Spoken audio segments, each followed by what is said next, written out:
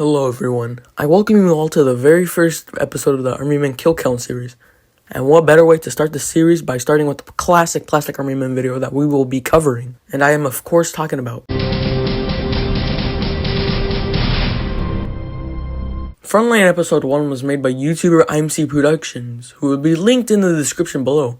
This epic 12-minute long stop motion has managed to reach 78,000 views as at the time of making this video. This video will then set up a 4-part series with more to come soon. And in this video, we will be going over the story, the amount of soldiers present in battles, and of course, the kills. Speaking of which, we should get to them.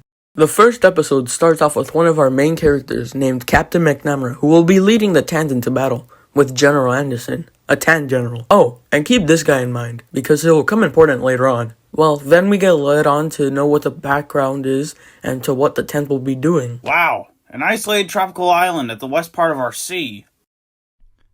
That's correct, General. Our submarines took these pictures a couple of days ago. However, you two are going to take a ship and form an expedition to search for resources for our nation on that territory. With some help from the Navy, you two are going to have at your command 2 landing ships. We need those resources if we're going to ensure our existence for another 50 years. Now with this, we learn that the tent will be heading off to this isolated island with 2 landing ships. Now it moves on to the actual expedition. Now this expedition is vital to the Tans for many resources that they need, which tells us that the Tans are willing to do what it takes to take the island. Now this is around when we learn that the isolated island isn't as isolated as the Tans have thought it was, because we can see that the Greens have set up shop. Then we get our first big piece of action to this battle that will soon ensue. We see a green rocket hit one of the landing ships, which, may I add, is a really cool landing ship, because I haven't seen many landing ships made out of cardboard besides a few at Select. Many of you can think that because the missiles hit the ship, it doesn't mean that it got destroyed, which is not the case, because as Captain Gomez, one of the other main characters, tells us, these missiles have enough power to sink one of their damn ships. With this information in hand, we can assume that this ship has been sunk. And with that, we run into our first major challenge. We have to find the number of troops on that ship, and what we have to look for is information. Now, trying to find out what type of landing ship IMC based his off of is kind of difficult, but by looking around, I'd safe to say that an LST landing ship is the safest bet, because they are somewhat similar in size. And with that, we know the capacity of these LSTs is 10 tanks plus 15 vehicles, along with a troop capacity of 13 officers and 150 men, and a complement of 14 officers and 50 men. But that's not all. It tells us that there were 10 tanks on that list, which means that we also have to calculate the number of the tankers that would be needed to handle all 10 tanks. Now, when it comes to plastic armament, there are 2 main tanks that most stop-motion YouTubers use, that being the M48 Patton and the M60 Bully tank. But luckily for us, both tanks use crews of 4 men, meaning that we multiply the 10 tanks by 4 crews, and it gives us an additional 40 men to add to the count. And with that, this one team gives us a total of 307 troops to add to the count, which is just insane. Then we move on to the actual beach landing, which I have laid out all the casualties in this number montage.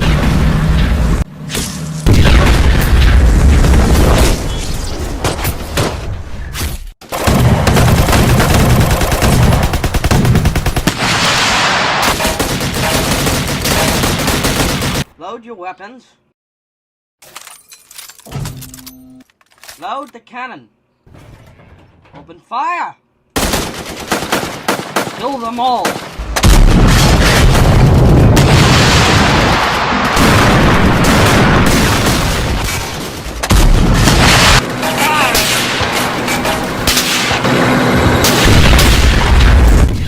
Kill them all!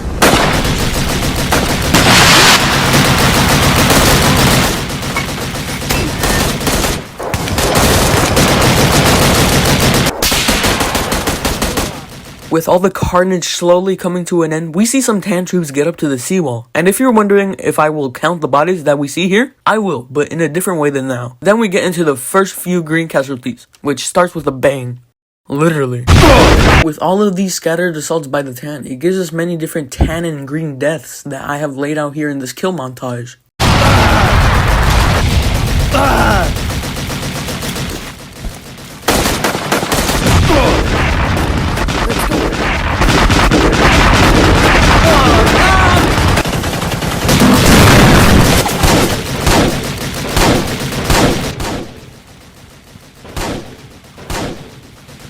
Is everyone ready?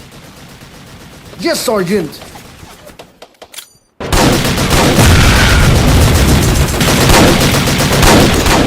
Are you sure you can take out that MG? Yes, Captain. Then we move on to one of the few named deaths that we actually get in this episode. Rip Henry, you will not be forgotten. Holy crap! Keep moving.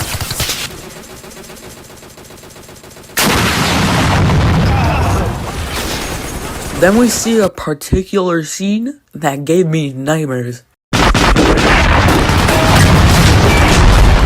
And it's not because it's hard to count or anything like that, but it's hard to estimate how many men this armored car had, because it's super particular, and for some reason, I couldn't find any trace of it. But with a little bit of logic, we can try to figure out the number of kills in this scene. We know that the armored car needs at least a driver and a gunner, and with a little help from the Sabertooth, we know that at least 3 troops can fit inside this thing, meaning it gives us 3 more kills.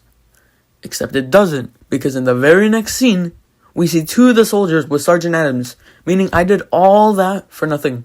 But we still get to add Commander Williams on the count. Why? Mainly because we never hear of a Commander Williams again. Oh, and this poor fella. Now we move on to the ending bit, which I like to call the retreat, because the Greens start to retreat. There aren't many deaths, but we do get this. We see these 2 scattered events play out. A green landmine, killing not 1, not 2, not 3, but 11 tan troops. And trust me, I counted all of them. And the second event, we see an explosion which kills 2 Greens, because there was 8 of them in this scene, and then when they are running away, we see 6 of them. Anyways, we also see the carnage of the beach, which allows me to count up all of the dead tans on the seawall in this simple tracking shot. Now that we are reaching the end, I want to mention the hard work that IMC Productions put into this video, because it is just insane. Using our good pal of Discord, we can see many of the different behind the scenes photos that he took from Frontline episode 1, which is crazy because there are many difficult group movements that he did in this video. But back to the kills. In this running scene, we get 1 green death and many tan deaths, which are mostly composed of the Jaru poses for some reason. I guess IMC hates the Jaru poses or something. Then we move on to the final scene with the bridge, which gives us 5 green deaths scattered around and 1 tan death seen here. But then we move on to another sad death. The death of Sergeant Adams. And with that we move on to the credits, which for some reason also has some dead bodies, which I tried to count to the best, but with these filters it's kind of hard to see. With this constant fighting between the greens and tans, we get a whopping triple digit 390 dead tans, mainly because of the landing ship and the beach landings. But for the greens, we get a measly 35 dead greens, which 3 soldiers of which were named. Now, per the suggestion of General Mo, I will add a section which tells us the overall percentage of the dead soldiers. For the tan, we can deduce that each landing ship had 307 soldiers, and because there was 2 landing ships, we multiply that by 2 to give us an attacking tan force of 614, which to my count, 390 of which died, giving us a casualty rate of 63%. But with the Greens, it's a bit harder to guess the number of troops there, so I will just say that the Greens had around 200 troops, because it's safe to say that the Green government wasn't expecting a giant invasion, so they just left a few troops to defend the island. So with that, the Green casualty rate is a tiny 70%. Hopefully in the next one it's higher. Well, that concluded my review and analysis of Frontline Episode 1 by IMC Productions. I hope you all enjoyed and thanks for watching.